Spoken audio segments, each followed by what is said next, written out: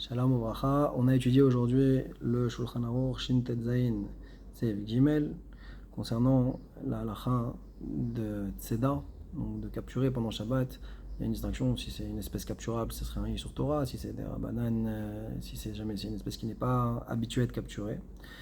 Et sur ça, il ramène, de ce fait, on devra faire attention de ne pas capturer des mouches pendant Shabbat. Parce que même capturer une mouche Shabbat, ça serait quand même un issour des Rabbanan. Sur ça, le Rama il ramène un autre cas, d'après ça, d'après cette halakha. Alors on devrait faire attention que quand on ferme un tiroir, de faire attention qu'il n'y ait pas de mouche à l'intérieur pour que ce serait un petit créché. Ou alors fermer un ustensile, s'il y a une mouche à l'intérieur, ça sera un petit créché. Et ce sera assourd, d'un petit créché.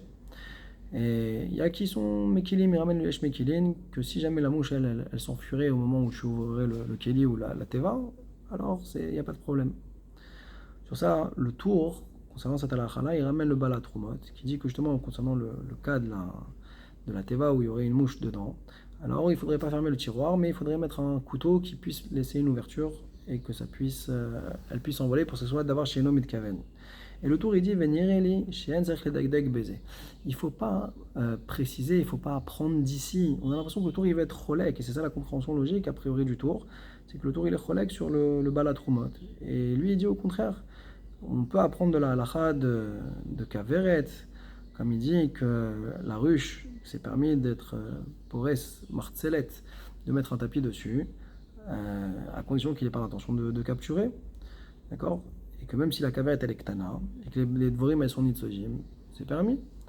Donc ici, c'est les mots du tour, et ça nous laisse rien comprendre quelque chose d'incroyable dans le tour, c'est que Psik Réché, sur un issour, a priori des rabbanan, comme le cas de capturer des abeilles, eh bien, ce serait autorisé.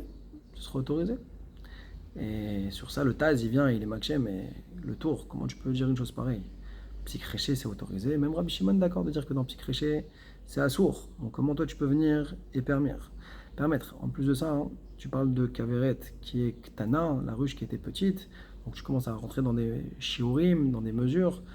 On sait que Chachamim, quand ils font des xérotes, ils n'aiment pas qu'il y ait des mesures différentes d'un tatat vachal shiurim. Donc ça aussi, c'est une difficulté dans les mots du tour. Sur ça, le Taz, il vient et dit, on voit que le tour, il n'a pas attaqué frontalement. Il n'a pas dit, et moi je pense que c'est moutard. Non, il a dit, en le dagdeg baiser. Alors en vérité, il y a une subtilité ici qui veut dire, c'est que le tour, il n'est pas cholek sur le Baal HaTrumot. Il est d'accord avec lui qu'enfermer des mouches, ce serait assour, ce serait psychréché, c'est assour.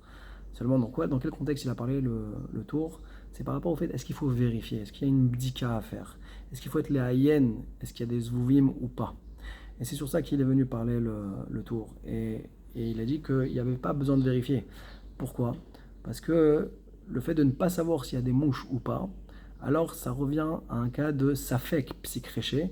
Et safek psychréché, ça correspond à une notion de davar sheno mitkaven. Et davar sheno mitkaven, c'est moutar. Donc voici, ça c'était la lecture du Taz, comment il a compris le tour Chazak Baruch.